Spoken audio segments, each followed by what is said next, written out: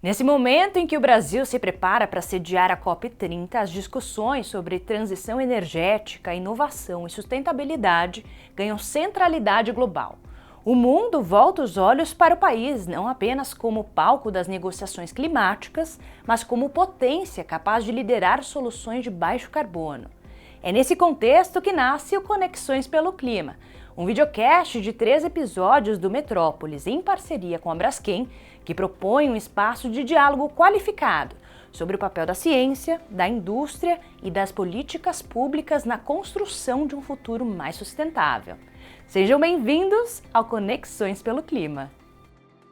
O termo bioinovação está em alta, mas ainda é pouco compreendido. Na prática, ele representa a aplicação de recursos biológicos para criar soluções sustentáveis que reduzem as emissões de gases de efeito estufa, aumentam a eficiência e geram valor econômico.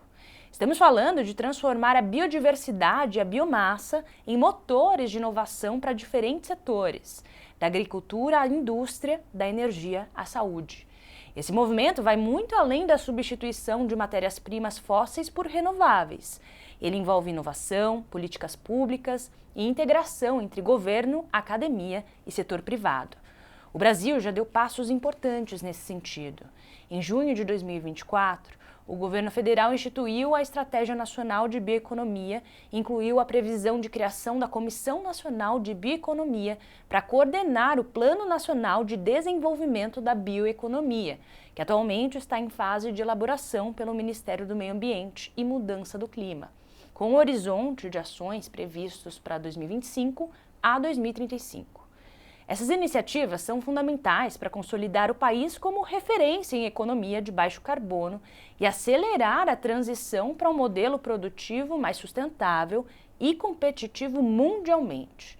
E para aprofundar essa discussão, estão aqui comigo Jorge Soto, diretor de Desenvolvimento Sustentável da Braskem, Tiago Falda, presidente da Associação Brasileira de Bioinovação, a BBI, e Paulo Coutinho, pesquisador-chefe do Instituto Senai de Inovação em Biosintéticos e Fibras. Sejam muito bem-vindos, muito obrigada pela disponibilidade de vocês para esse tempo de troca tão importante. E para a gente começar, como eu trouxe na introdução, queria saber de você, Tiago, o que é bioinovação? O que é essa biotecnologia que tanto se fala, mas pouco se sabe efetivamente como ela está ali intrinsecamente ligada quando a gente fala de mudanças climáticas, quando a gente fala de indústria? Valéria, primeiro, obrigado pelo convite. Acho que falar em bioinovação hoje é um termo aí que está se popularizando, né? E basicamente a bioinovação, a gente costuma trazer ali o conceito de que é toda tecnologia inovadora, né, baseada em recursos biológicos e renováveis para geração de benefícios econômicos, sociais e ambientais. Eu acho que o ponto principal, acho que a grande beleza da bioinovação é justamente a transversalidade. Então ela permite, né, a partir da inovação, como o próprio nome diz, você criar soluções sustentáveis, né, que vão desde a agricultura, passam por energia, pela área da saúde, né, e vão para a indústria de transformação. E eu posso falar da indústria de alimentos, eu posso falar da indústria química, de cosméticos, tá? De maneira geral. E o uso, né, dessas tecnologias inovadoras, e por envolver diretamente recursos biológicos, né, ela permite, então, você desenvolver esses processos que envolvem circularidade, aproveitamento de resíduos, né, e redução das emissões de CO2, ao mesmo tempo que você gera, então, desenvolvimento econômico, gera empregos, tá, gera renda, empregos de qualidade. Tá? Então, a gente pode trazer o conceito de maneira bem ampla dessa forma. Perfeito. E agora vamos trazer então um exemplo. Jorge, você que está aí à frente da Braskem representando a empresa, como que hoje, quando a gente fala do setor químico, vocês têm se posicionado com relação à bioinovação? Como vocês têm implementado dentro da empresa, dos processos de transformação? Olá, Valéria, Tiago, Paulo, um prazer estar com vocês. A Braskem já está nesse assunto tem algum tempo, mas eu queria voltar um pouquinho porque a bioinovação na indústria química, ela podemos dizer começou assim, Os fenícios já produziam sabão usando restos de animais. Então, não é uma novidade, podemos dizer assim. No século passado veio a exploração do óleo e gás e com isso a petroquímica. Aí a produção ganhou escala, podemos dizer assim. Mas a indústria química está redescobrindo a bioeconomia, né? E já desde 2010 a Braskem produz um produto através da bioeconomia, que é o polímero de origem renovável, o polietileno de origem renovável, que em inglês nós chamamos o I'm Green Bio-Based, para não deixar claro o que produzimos, né? Esse produto utilizou o desenvolvimento tecnológico para chegar lá. Utilizou o que o Brasil tinha de bom, que é o acesso à matéria-prima renovável, já naquele momento. E hoje somos o maior produtor mundial desse tipo de produto. Qual é a característica específica desse produto que é muito bem-vinda hoje? Esse produto absorve CO2 da atmosfera. Então, é um polímero, é um plástico que é utilizado em vários tipos de aplicação, que fica retido ali o carbono que está contido. E isso significa uma solução para a mudança do clima. É isso que nós queremos entregar para a sociedade. Para chegarmos a esse produto e para evoluirmos de lá para cá, para chegarmos onde estamos, eu diria que a inovação foi abordada de 3 formas. Eu vou entrar rapidamente nelas. Processo de produtos, né? Precisamos investir nisso, e aí o Paulo Coutinho vai poder entrar bastante nisso. Também tem inovação em modelo de negócio, em relacionamentos na cadeia, e também influência políticas públicas inovadoras. Então, a inovação, assim, para que isso dê certo, precisa ter, no mínimo, no nosso ponto de vista, essas 3 vertentes. No caso da inovação em processos de produtos, eu já comentei, e aí depois podemos entrar mais, mas a absorção do CO2 pode ser mensurada. 2,12 toneladas de CO2 são absorvidas da atmosfera, desde a produção original até a porta-fábrica. E essa absorção pode ser repassada aos clientes e à sociedade como um todo, como solução. Assim, para ser bem claro em relação a isso. Com relação ao modelo de negócio, nossa cadeia precisa ser vista de uma forma mais ampliada. A relação com a cadeia de etanol precisou ser desenvolvida, podemos dizer assim. Então, houve inovação ali. Hoje temos um programa que cuida dessa cadeia de uma forma bem responsável para gerenciar os riscos ambientais, sociais, e isso está implementado desde aquele momento. E com a nossa cadeia de clientes, Valéria, precisamos ir além daquele próximo etapa. A sociedade é que precisa desse benefício e que mais sente a necessidade, em nome da sociedade, são o último elo da cadeia da relação com o consumidor. Os brand owners, que são chamados, os donos de marca. Hoje a Braskem vende esse produto para mais de 40 países. Então isso só foi possível porque inovamos na relação com a cadeia, tanto para os nossos fornecedores como para os nossos clientes. E para concluir essa parte, nós queremos chegar muito além.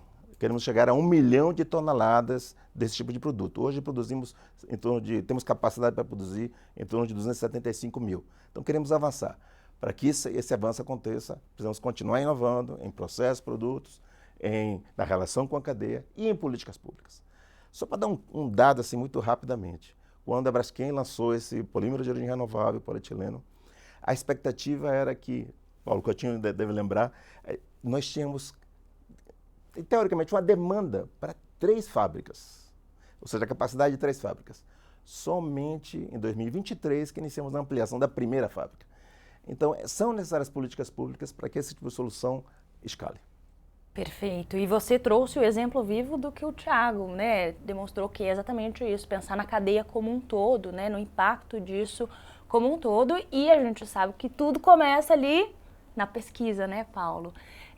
Queria que você trouxesse um pouco como que o Brasil como os investimentos têm acontecido com relação à bioinovação em pesquisa, e como a gente tem aproveitado isso, se a gente tem realmente usufruído todo o potencial que a gente sabe que tem no Brasil de pesquisa, ou que não, ainda tem algo a ser extraído daí? Eu acho que ainda tem muita coisa a ser extraída, embora as coisas estejam mudando, né? Se você olhar os números de gasto, dispêndios em P&D em relação ao PIB no Brasil, eles são muito pequenos. Eles têm crescido, mas não é de forma muito vagarosa. Né? Hoje a gente está chegando em torno de 1,3% do PIB em dispêndio de P&D, quando a média mundial chega a 1,7%. Tá? E os países desenvolvidos chegam perto de 3%. Quer dizer, nós estamos muito longe e precisamos mudar. Né? Mas a gente está começando a ver algumas coisas bem interessantes. Né? Principalmente, e aí vem um pouco de políticas públicas, de decisões, né, públicas. Né? A gente tem vamos dizer assim, a história do compartilhamento de risco, né, a participação do Estado dentro da inovação junto com as empresas para reduzir o risco das empresas, começou no Brasil lá na década de 90 do século passado, com o PADCT, um programa de apoio ao desenvolvimento tecnológico, que era você podia abater 4% do imposto de renda devido com o que você gastava em P&D. Nada. Né? Se a gente olhar isso, é nada. Mas começou a melhorar com a lei da inovação do Fernando Henrique, começou a melhorar com a regulação do petróleo, né? Então a obrigatoriedade de gastos em P&D. Né? Então isso vem avançando com a criação da própria Embrapi. Né? E também, e aí o grande marco que mudou nos últimos anos, é a liberação do Fundo Nacional de Desenvolvimento Técnico-Científico. Né? Esse fundo é um fundo que vinha acumulando 7, 8 bilhões de reais, né, por ano, mas ele era sempre contingenciado. Né? Se você olha os números de 2018 até 2020, 90% era contingenciado, quer dizer, se liberava, né, para a academia, né, e para a empresa, e claro que não sobrava nada para a empresa naquela época. Né? Era uma época que a FINEP, por exemplo, acabaram-se as ofertas de pesquisa a fundo não reembolsável. Né? Só que em 2021 o Congresso, né, acabou com isso. Né? O Congresso simplesmente diz, olha, não pode mais contingenciar esse FNDCT. Tanto que esse fundo em 2021, quando ocorreu isso, já foi para 2 bilhões. Em 2022 foi para 10 bilhões, 2023 12 e 2024 14 bilhões. Né? Mas mesmo com isso, né, a gente está vendo que ainda é muito pequeno, mas já é um crescimento tal que começa a ajudar, né, as empresas. Né? E aí, vamos dizer assim, toda essa mais inovação, todo, né, os investimentos que estão sendo feitos, aquilo que está sendo colocado pelo governo dentro da FINEP, vem desses recursos. E eu queria dar 2 exemplos aqui que eu acho muito interessantes. Né? O nosso instituto ele fez uma parceria com o MEDIC, dentro da área da Secretaria de Economia Verde, né, e conseguiu 30 milhões para desenvolver microbiorefinarias, né, que é atacar exatamente um ponto que a gente está muito longe hoje de resolver. A gente vai olhar, por exemplo, a produção de cacau brasileira. 95% da produção de cacau, dos produtores de cacau hoje, só aproveitam a semente para fazer o chocolate. A polpa é jogada fora, o mel que é produzido é jogado fora, né? E vamos dizer assim, os constituintes da casca que podem gerar recursos, a casca é jogada fora. Tá? Então, o que acontece com isso? Se você começa a gerar pesquisa e obter como liofilizar, né, a polpa, liofilizar o mel, né, e extrair a pectina, que é um espessante para a área de alimentos, você praticamente dobra, né, as vendas dessas comunidades e cooperativas e das grandes fazendas. Né? Então, a gente conseguiu exatamente recursos para implementar e produzir uma primeira microbiofinaria de cacau. Né? Além disso, também nós já estamos trabalhando com microbiofinaria de açaí, microbiofinaria de babaçu. Essas coisas vão mudar, né, a própria Amazônia, as próprias comunidades, e vão mudar as próprias grandes fazendas que a gente tem, inclusive dentro da Bahia.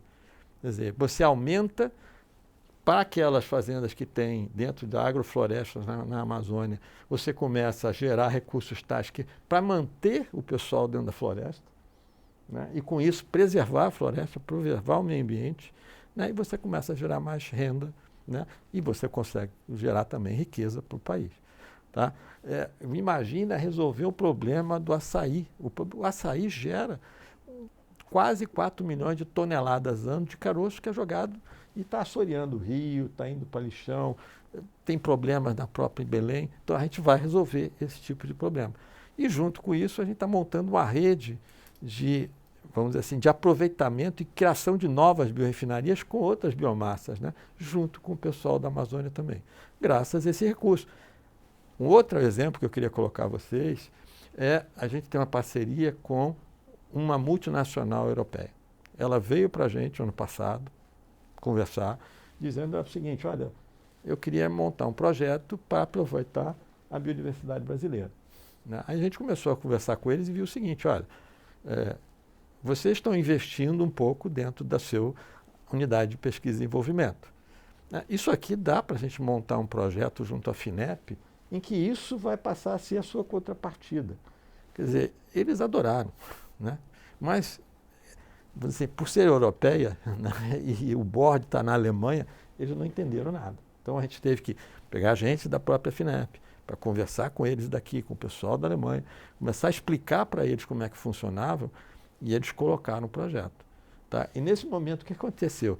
Eles estão colocando um dinheiro que eles iam colocar dentro do Brasil e ganharam um projeto de 10 milhões de reais para desenvolver produtos a partir da biodiversidade brasileira. Gente, isso há 4, 5 anos atrás não era possível de ser feito. Né? Era inviável. Somente com esses recursos que começam a ser liberados, a gente está realmente evoluindo e tendo capacidade de gerar novos produtos. Tá?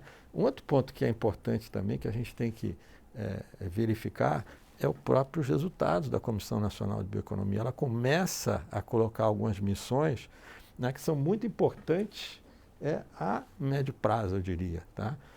Uma primeira muito voltada para fármacos, mas eu queria aproveitar aquilo que vai voltar para a parte de química, né? Que a segunda missão é uma missão voltada para aproveitamento de ativos. A indústria química brasileira ela é muito rica, né?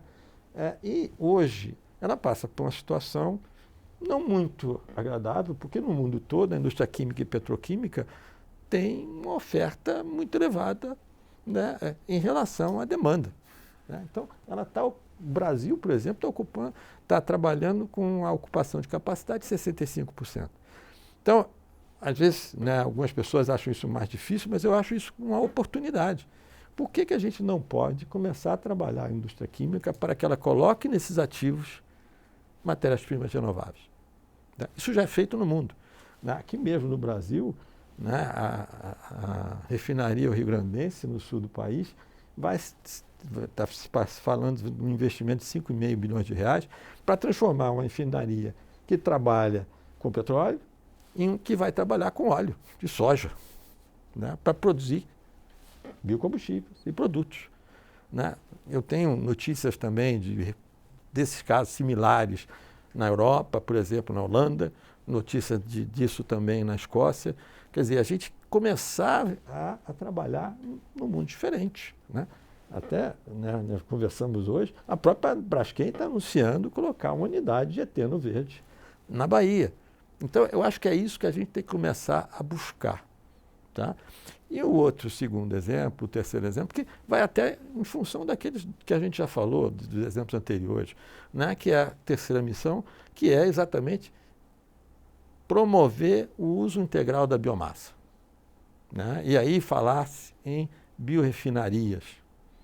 Então, esse é um ponto que eu acho que é fundamental. Quanto mais eu aproveito a biomassa, mais eu gero recursos, mais viável ficam os produtos, né? Maior é o potencial de você entrar com essas matérias-primas renováveis. Então, é isso que tem que ser começado a pensar, inclusive na casa daquelas missões que a gente está falando, da segunda missão que a gente está falando. Então, abre uma porta para o país muito grande. E aí, um último ponto que eu acho que é muito importante é o surgimento e o fortalecimento de institutos de pesquisa aplicada. Né? Que o Brasil, até 10 anos atrás, na verdade, tinha 3 ou 4 institutos que podiam trabalhar nisso dentro da área de química. Hoje, quando a gente olha a Embrapi, que tem 90 institutos credenciados, 28 deles fizeram parte da rede Embrapi de bioeconomia. Né? E dentro do próprio Senai, dos 28 institutos, 12 deles fazem parte de uma rede ISE de bioeconomia. Então, a gente vai falar um pouco de resultados dessas redes no futuro, mas isso também é uma coisa que mudou no país e que vai ajudar certamente, né, ao avanço dessa parte de bioeconomia. É muito interessante como você traz exatamente pontos que a gente já tem no nosso país, né? Nós somos um país muito rico, mas a gente fala isso e às vezes parece da boca para fora. Mas você mostra como em pontos pequenos, como por exemplo no próprio cacau, você pode melhor reaproveitar ali, né? Gerar mais renda, gerar mais emprego. E exatamente sobre isso que 2 estudos aqui que eu vou trazer agora da BBI reforçam e que os dados, os números chamam muita atenção, né? Quando a gente fala em pesquisa, eu acho que a importância é isso. A pesquisa mostra, com números, comprovação, com técnica, o que é viável e o que não é viável. Então, por exemplo, o segundo relatório, o valor das biosoluções, crescimento e prosperidade até 2035, que foi elaborado pela Amsterdam Data Collective, a pedido da Novonesis, com o apoio da Associação Brasileira da Bioinovação, a BBI, mostra que a indústria global de biosoluções pode movimentar até 5,54 trilhões de reais e gerar mais de 5 milhões de empregos até 2035. O estudo também aponta que o Brasil já é um dos protagonistas, né, quando o assunto é biotecnologia, biosolução, com potencial para criar até 276 mil novos empregos e movimentar até 232,6 bilhões de reais, o que representa um crescimento superior a 200% até 2035. Esse é um dos levantamentos. Tiago, por favor, está aqui, me corrija se tiver algum ponto errado. Mas tem uma segunda versão também de um outro estudo que vocês publicaram no ano passado, um pouquinho antes da COP29, que daí eu trago esse estudo porque ele também está mais voltado aí para a questão da descarbonização também, né? Que é a identificação das oportunidades e o potencial do impacto da bioeconomia para a descarbonização do Brasil, que também teve parceria com o Centro de Tecnologia da Indústria Química e Têxtil do Instituto Senai e também teve a Braskem como uma empresa parceira ali, né, no fornecimento de dados, porque é isso, é o que a gente traz, né? Todo esse diálogo é muito importante para que seja rico e seja factível, né, ali a pesquisa.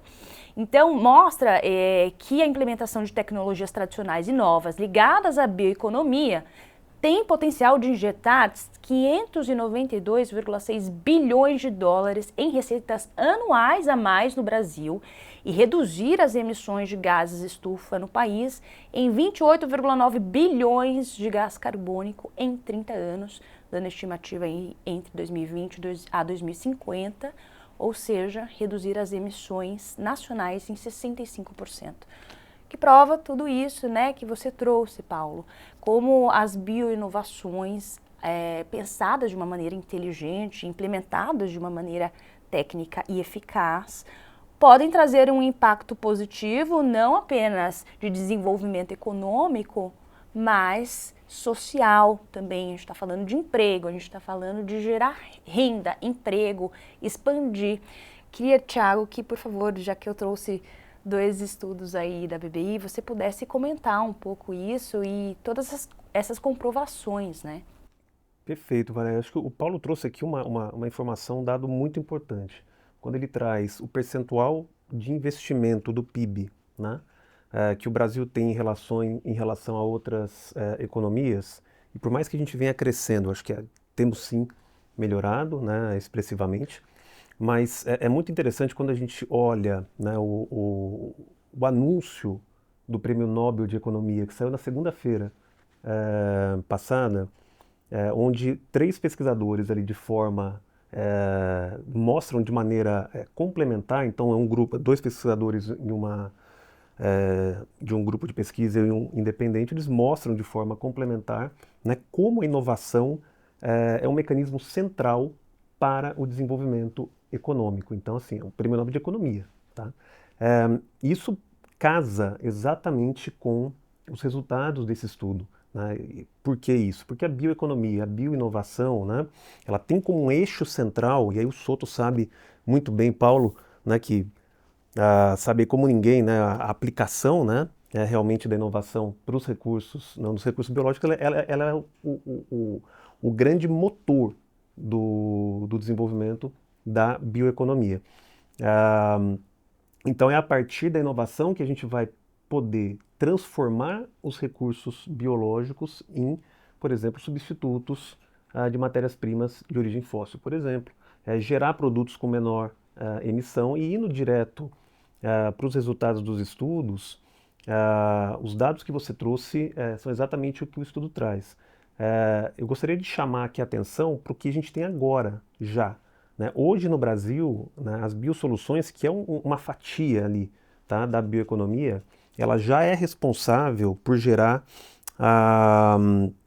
95 mil empregos diretos e indiretos no Brasil, tá? Hoje. Tá? E ela já é responsável por 77 bilhões de reais no PIB brasileiro. E tudo isso, eu posso citar aqui mais de uma dezena de setores em que ela é aplicada. Então a gente tem o desenvolvimento das biosoluções a partir dos recursos biológicos que vão ser utilizados na indústria química, na indústria de alimentos, na indústria de transformação, né? Na indústria de cosméticos, enfim, de uma maneira geral. E para ter uma dimensão do impacto que isso vai gerar, além ali dos 5 trilhões, né, de reais que pode gerar em 2035,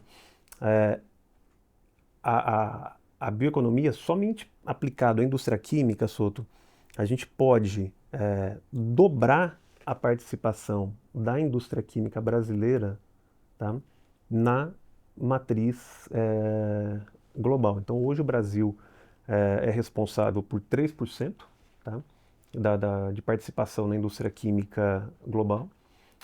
E a partir da bioeconomia, da bioinovação, a gente pode chegar a 6% dessa participação em 2050. E veja que eu estou considerando um crescimento do setor químico convencional sem interferência. Tá? Ele continua crescendo da forma como ele está, e 60%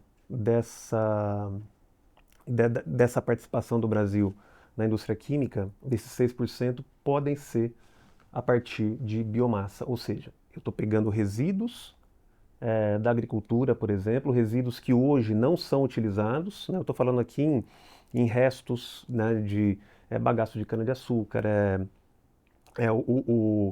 palha de milho, tá? Casca de árvore de eucalipto, enfim, as mais variadas matérias-primas que hoje ficam no campo, né, não são utilizadas, e transformando essas matérias-primas, né, em produtos de maior valor agregado. E nesse contexto, pensando nesse papel, né, da política pública, o Paulo trouxe aqui alguns exemplos bastante interessantes, né, eu chamaria a atenção para um passo muito importante que foi dado, né, no início do governo, que foi justamente a instituição da Nova Indústria Brasil, que é um programa do Ministério da Indústria que prevê ali a transformação industrial do Brasil, onde eles definiram 6 eixos de crescimento, né, e um deles, 6 missões, né, e um deles especificamente tá, dedicado à bioeconomia e descarbonização. Tá? Dentro desse eixo, né, ele traz, você tem a derivação de uma série de políticas públicas que estão acontecendo. Né? Então eu vou citar aqui, por exemplo, a gente pode trazer o Selo Verde Brasil, né, um programa do Ministério da Indústria e que prevê a certificação de produtos sustentáveis. Então, se fala em sustentabilidade, né, mas você não tem um conceito oficial de sustentabilidade. Então, isso acaba dificultando um pouco para o tomador de decisão na hora de direcionar uma política pública para adotar determinado produto. Então, por exemplo, na nova lei de licitações, né, nova, não tão nova assim, mas como é chamada, ela, de 2019, 2021 foi regulamentada, ela prevê que produtos de base nacional, produzidos no Brasil, podem ter até 10% de margem de preço preferencial, para estimular a produção nacional. E ela prevê que, se o produto for sustentável, né, ele pode ter mais 10%, ou seja, eu posso ter até 20% de margem preferencial de compra. Isso é o tipo de política pública que é utilizada no mundo todo, para você justamente valorizar o que é estratégico e dar condições de competitividade. Tá? Só que apesar dessa previsão da sustentabilidade que é extremamente importante, o fato de você não ter um padrão, você não permite a tomada de decisão. Então, o programa Selo Verde, basicamente o que ele faz? Reúne, né, Inmetro e a ABNT para definir padrões para setores específicos, e aí a gente está hoje, né, desenvolvendo o programa piloto que envolve a indústria química, né, a indústria do alumínio, e deve entrar mais um terceiro setor, e eu falo a gente porque a BBI faz parte do Conselho Consultivo no Ministério da Indústria, né, e justamente para definir esses padrões de sustentabilidade. Então é o primeiro programa que eu acho que é fundamental para valorização. Tá? Não é específico para produtos da bioeconomia, mas a bioeconomia com o seu componente de sustentabilidade vai ter bastante visibilidade aqui. O segundo programa que eu chamaria a atenção, né, a taxonomia verde, né, desenvolvida ali pelo Ministério da Fazenda, que basicamente envolve a classificação dos produtos, né, das atividades econômicas, a partir do seu potencial, a partir do seu impacto em sustentabilidade. Né? E a partir de então, se você tem a classificação econômica, né, e uma classificação, e essas atividades econômicas classificadas com relação ao seu impacto em sustentabilidade, você consegue também direcionar políticas públicas, políticas financeiras, né, para valorizar aqueles produtos sustentáveis. Então, políticas de financiamento, enfim. Então, a gente tem aí um programa que vem vai direcionar aqui um desenvolvimento a longo prazo.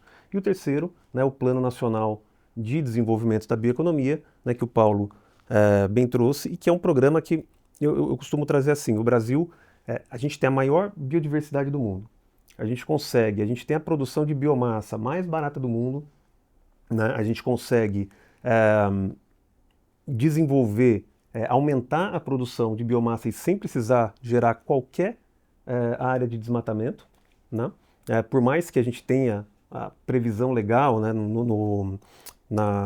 de como fazer o desmatamento, né, assim, dentro das regras, mas ele vai trazer instrumentos também para o estímulo da bioeconomia. Aí ele foi dividido em 3 missões específicas, tá? Uma delas dedicada à produção de biomassa, né, e outra dedicada especificamente à bioindústria, onde ele define programas de compras públicas preferenciais, né, justamente com metas para a adoção desses produtos, e você consegue dar essa competitividade, né, para os produtos da bioeconomia, tendo em vista que, sendo mais inovadores, com cadeias ainda não consolidadas, né, você tem ainda um caminho longo para a competitividade, então isso dá um fôlego para toda a indústria inovadora.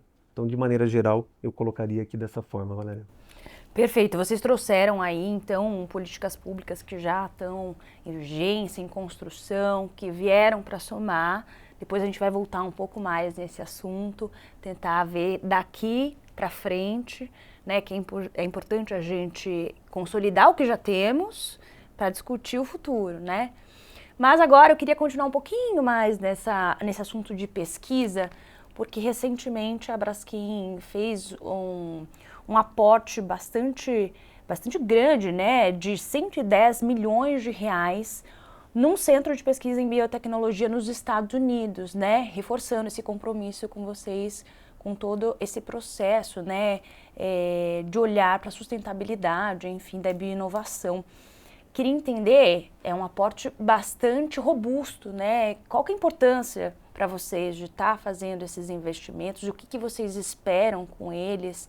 Óbvio, né? A gente está falando de um centro nos Estados Unidos, mas a gente está trazendo todo esse conhecimento aqui para o Brasil, está aplicando aqui no Brasil, né?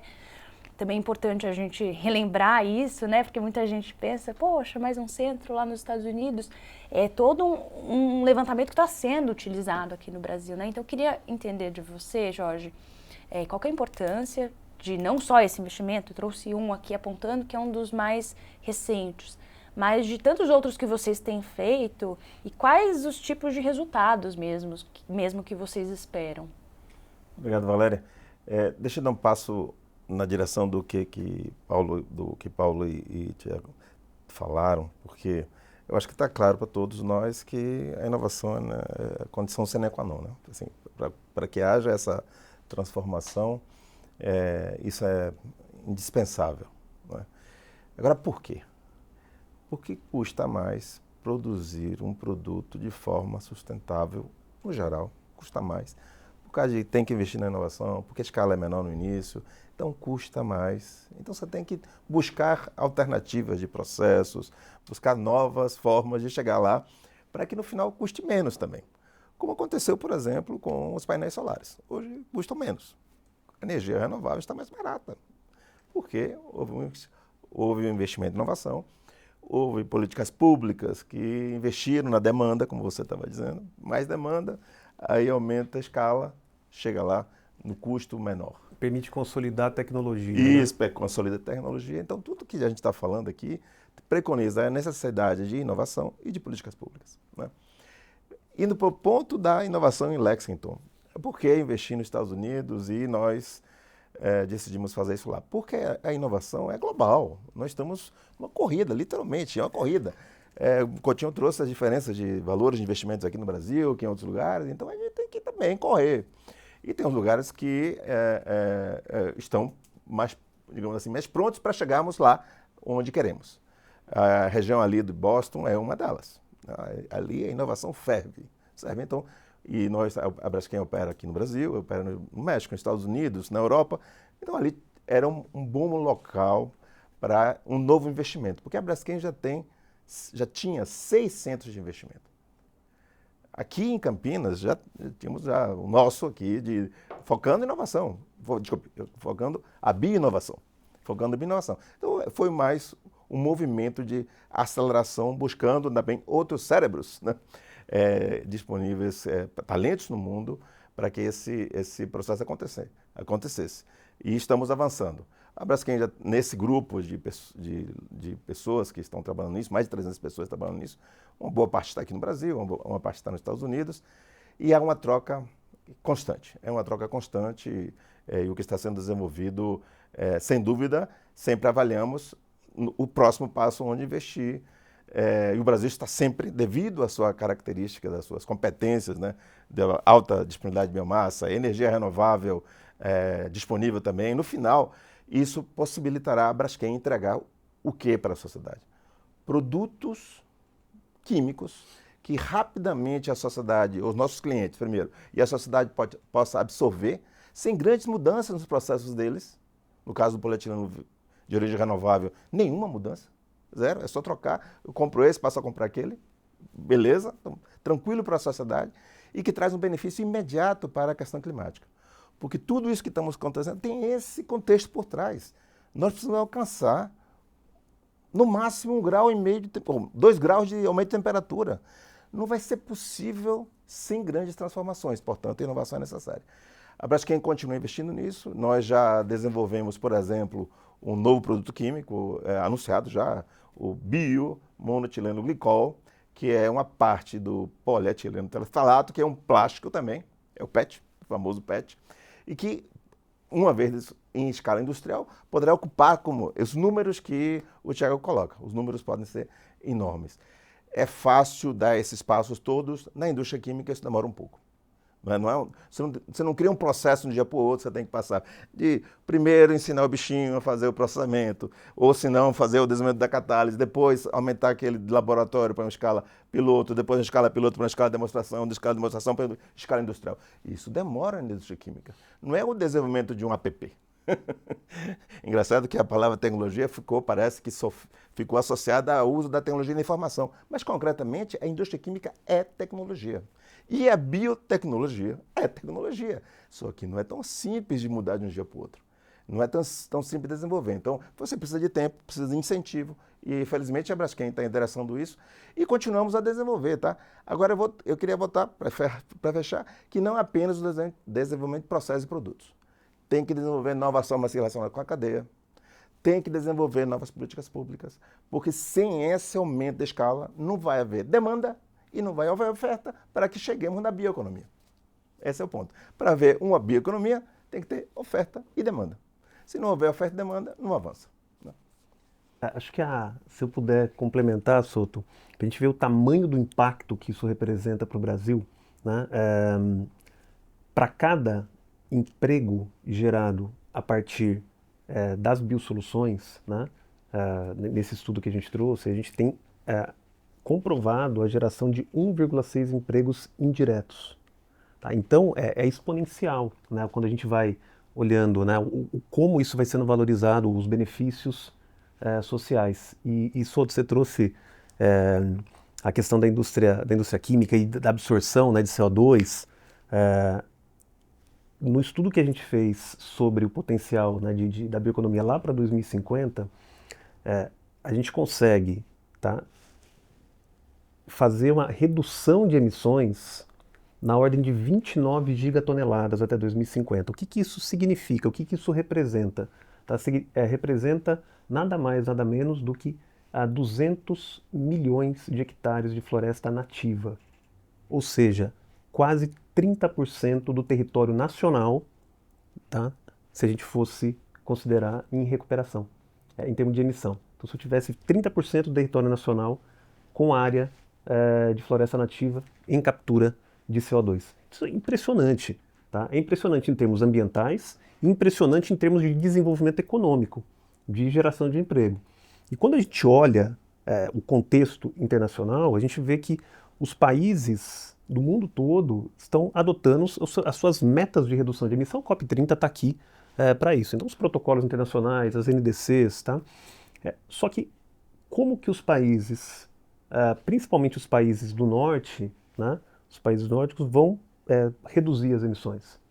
Você tem duas formas de reduzir. Uma é você adotar produtos com menor emissão, produtos produzidos, né, de forma que tem uma menor pegada de carbono, tá? E que a bioeconomia é uma grande solução para a redução. O exemplo que o Souto trouxe, né, do polietileno verde, a capacidade de absorção de CO2 demonstra isso de forma inequívoca. E a segunda forma é a compra de créditos de carbono, que são gerados justamente onde esses produtos são produzidos. Então, o Brasil tem a oportunidade de ganhar duas vezes. Primeiro, produzindo esses produtos de menor pegada de carbono, gerando o seu desenvolvimento econômico, exportando esses produtos, gerando o crédito de carbono, né, e vendendo esse crédito de carbono para os países que não têm condições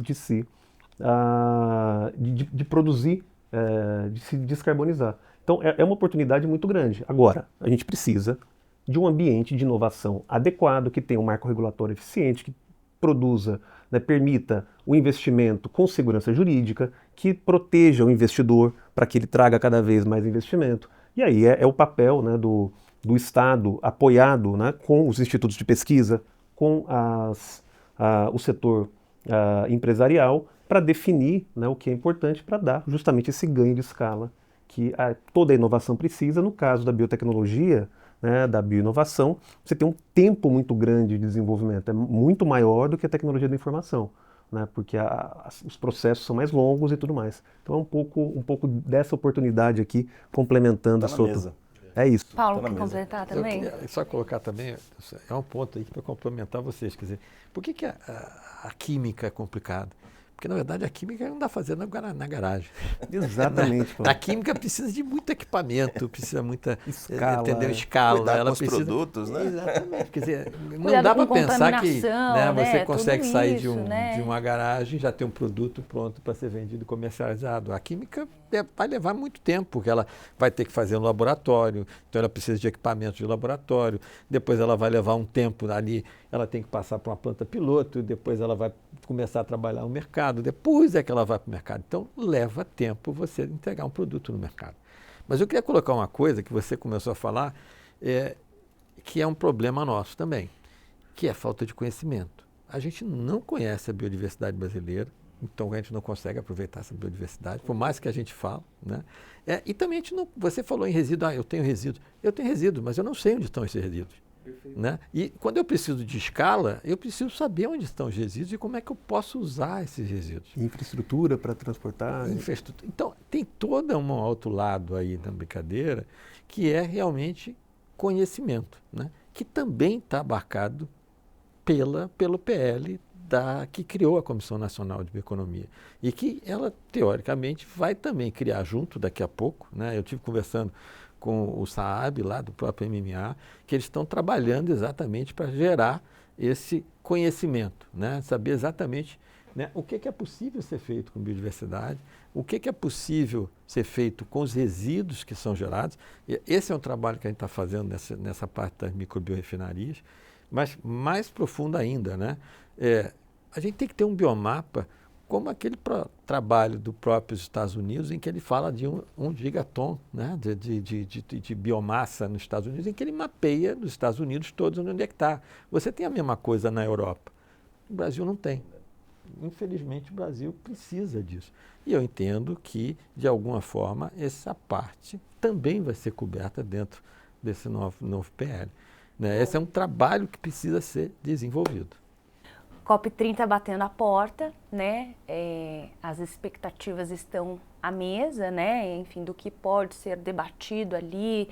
E quando a gente fala de um encontro desse tamanho, dessa dimensão, é isso, extrapolar, porque a gente não está falando só do Brasil, vocês fazem negócios com o mundo todo, né? O mundo todo está conectado, né? A gente está trocando pesquisa, informação, a importância disso. Então, eu queria entender de vocês, para a gente já ir caminhando para o final aqui da nossa conversa, como está a expectativa de vocês com relação a esse encontro e o que vocês esperam aí no curto, médio prazo, quando a gente fala de bioinovação, como estão as expectativas de vocês? Estão mais positivas ou nem tanto?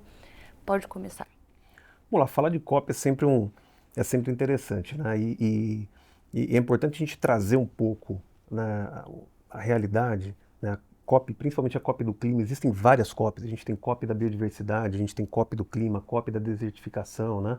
COP de pandemias, enfim, são as conferências, né, das Nações Unidas para discutir temas específicos. A gente não pode deixar de lembrar que a COP é uma reunião de negócios entre governos, é uma reunião negocial, tá? Então a gente tem essa questão de movimentação dos setores, né, que torna-se um palco muito importante, né, de debates, de exposição de ideias. Mas no final das contas, o que está em jogo ali é um acordo internacional que 166 países assinaram e se comprometeram. Começa em 1992 no Brasil, na Rio 92, né, e ela vem ao longo de todo esse tempo evoluindo em discussões e novos tratados. Então a gente teve lá o Protocolo de Kyoto, que já foi a primeira tentativa de estabelecer um mercado de carbono, depois o Acordo de Paris, né, em 2015, e que a gente chega em 2025 justamente no momento já previsto em 2015, que é, olha, nos 10 primeiros anos do Acordo de Paris, nós temos que traçar as negociações para pontos específicos, envolvendo regulamentação do mecanismo de mercado de carbono. Então, como que os países vão negociar os créditos de carbono no mundo? Quais vão ser as regras do jogo? Tá? Isso já foi regulamentado e agora vem sendo discutido mais no detalhe. Segundo ponto extremamente importante que foi tratado na última COP, né? O financiamento climático.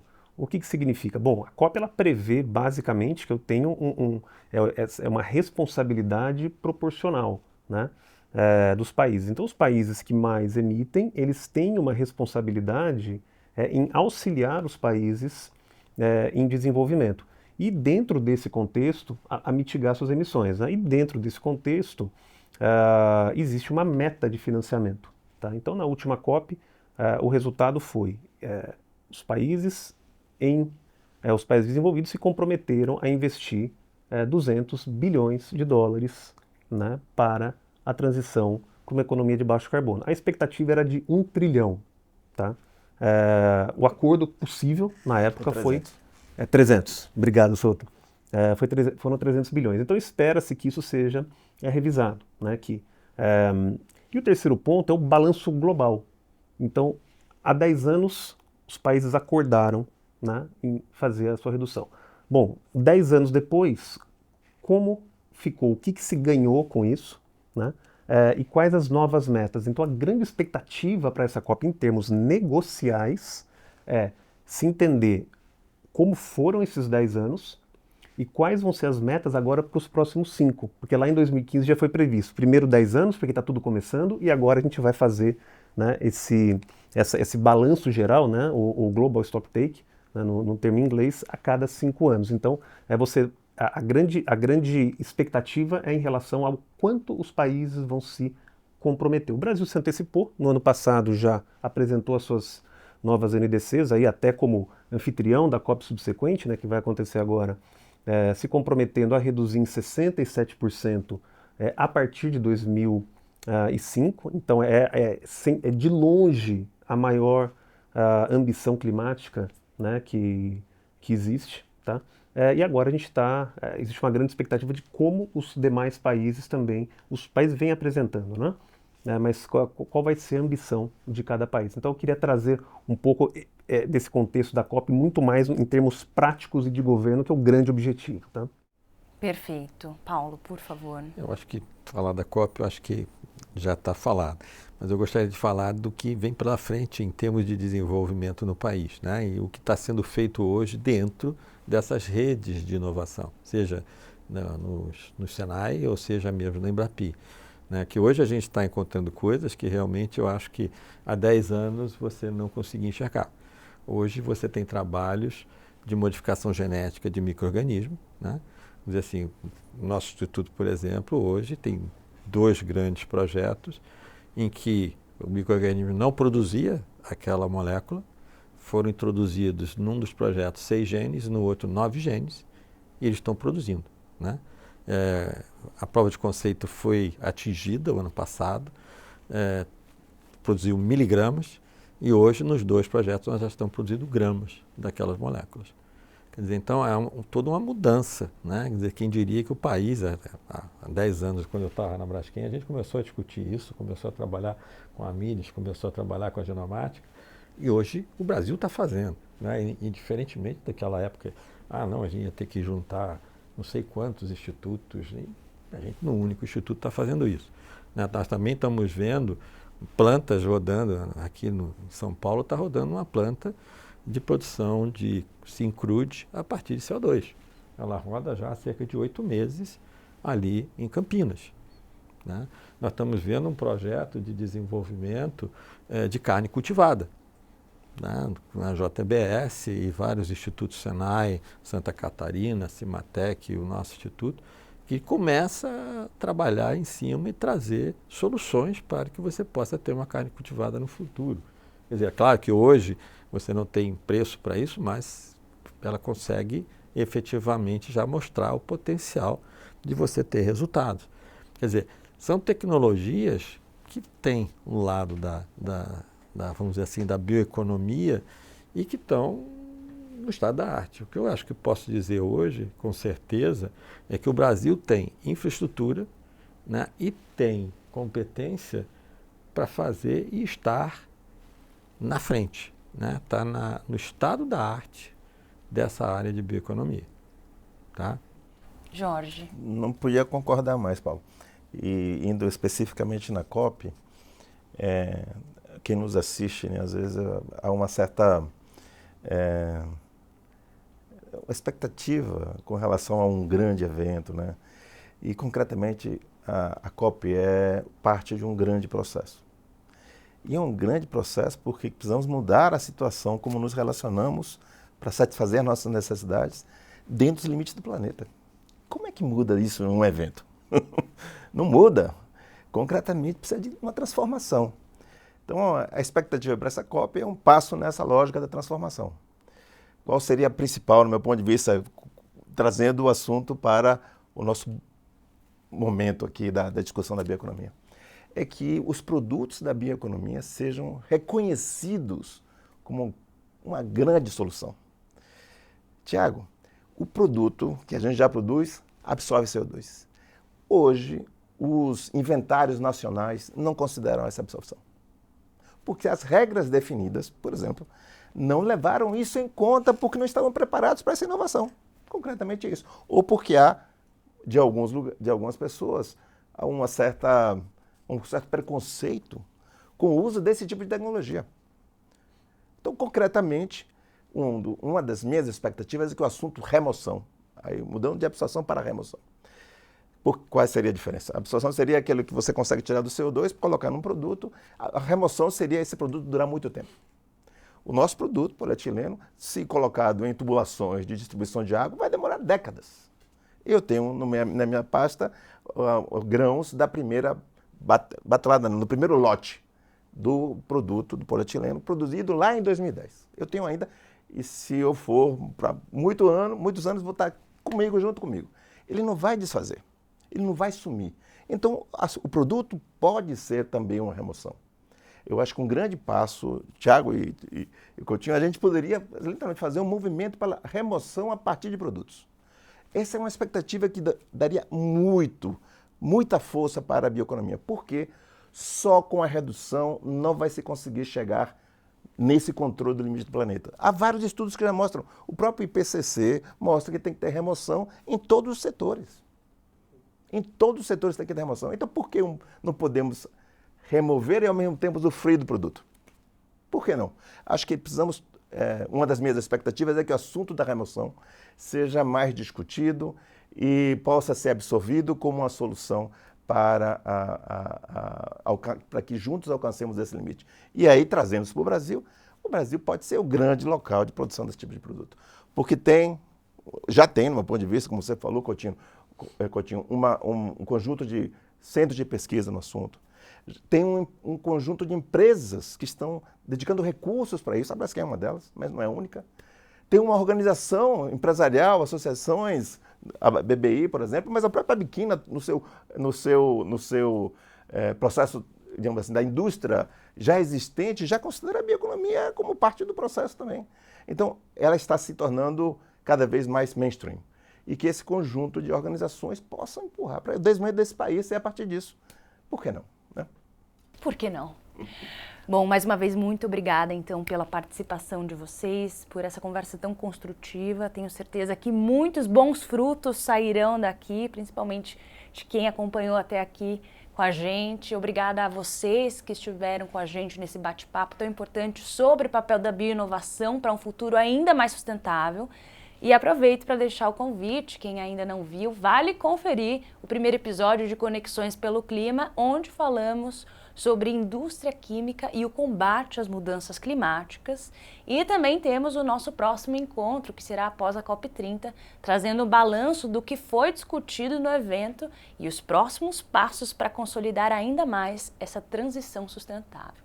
Foi um prazer ter vocês com a gente e até o próximo Conexões pelo Clima.